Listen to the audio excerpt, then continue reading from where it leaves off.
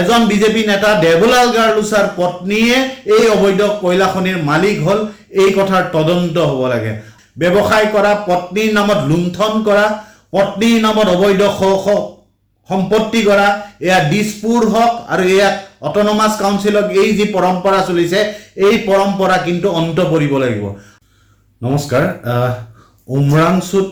যিটো ঘটনা হল কয়লা খনিত দুৰ্ভাগ্যজনকভাৱে কেইবাগৰাকী শ্ৰমিকৰ মৃত্যু হৈছে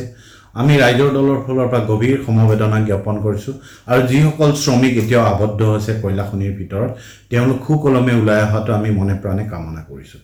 কিন্তু আটাইতকৈ ডাঙৰ প্ৰশ্ন কিছুমান ওলাই আহিছে এই ঘটনাটোৰ পৰা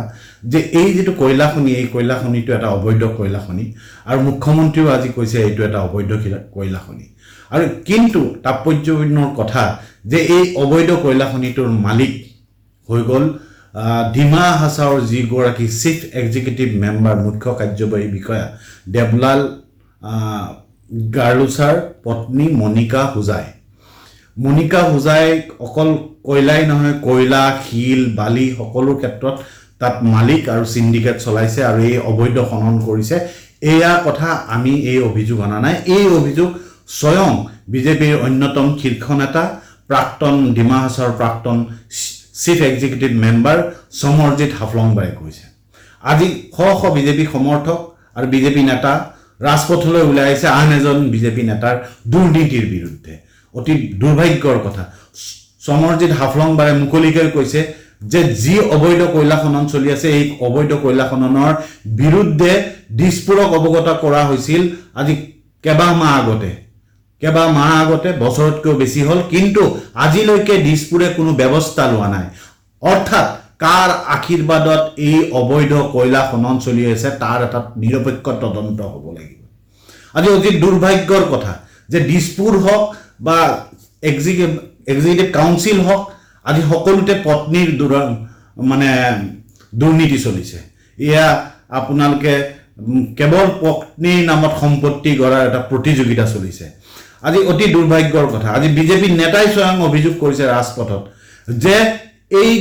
সিন্ডিকেট এই কয়লাৰ নামত সিন্ডিকেট বালিৰ নামত সিন্ডিকেট শিলৰ নামত সিন্ডিকেট চলিছে প্ৰতি ট্ৰাক কয়লাৰ নামত 1,22,000 টকা সংগ্ৰহ কৰা হৈছে মুখ্যমন্ত্ৰীয়ে কৈছে যে এয়া অবৈধ কয়লা খনি যদি অবৈধ কয়লা খনি হয় তেতিয়া হলে আজি বিজেপি নেতাই কোৱাৰ দৰে যে কেনেকে চৰকাৰে 22,000 টকাৰ কয়লাৰ নামত ৰয়্যালিটি লৈছে আৰু বাকি 1 লাখ টকা সিন্ডিকেটৰ নামত লৈছে এ আমি কোৱা নাই বিজেপিৰ নেতৃত্বই কৈছে আৰু সেই কাৰণ নিৰপেক্ষ তদন্ত হ'ব লাগে আৰু মুখ্যমন্ত্ৰীৰ অধীনত থকা গৃহ বিভাগৰ যি বিফলতা আজি যি গৃহ বিভাগৰ থকাৰ পিছতো মুকলি আকাশৰ তলত কেনেদৰে কয়লাৰ খনি চলিব মুক্তভাৱে কয়লাৰ খনন চলিব পাৰিলে যি সময়ত ভাৰতৰ উচ্চতম ন্যায়ালয়ে ৰেড হোল মাইনিংক অবৈধ বুলি ঘোষণা কৰি দিছে তেনেস্থলত কেনেকে ৰেড হোল মাইনিং চলিব পাৰিলে আৰু কেনেকে এজন বিজেপি নেতা দেৱলাল গাৰ্লুছাৰ পত্নীয়ে এই অবৈধ কয়লা খনিৰ মালিক হল এই কথাৰ তদন্ত হ'ব লাগে আৰু আমি এটা কথা স্পষ্ট কৰি দিব বিচাৰিছো এই যেটো বিজেপি চৰকাৰৰ দিনত পৰম্পৰা হৈছে যে পত্নীৰ নামত ব্যৱসায় কৰা পত্নীৰ নামত লুণ্ঠন কৰা পত্নীৰ নামত অবৈধ সম্পত্তি কৰা এয়া দিছপুৰ হক আৰু এয়া অটোনমাস কাউন্সিলক এই যি পৰম্পৰা চলিছে এই পৰম্পৰা কিন্তু অন্ত পৰিব লাগিব আৰু সেই কাৰণে কৈছো এই ক্ষেত্ৰত নিৰপেক্ষ তদন্ত হ'ব লাগিব চৰকাৰে অনতিপলমে যদি সাহস আছে আৰু হিমন্ত বিশ্ব শৰ্মা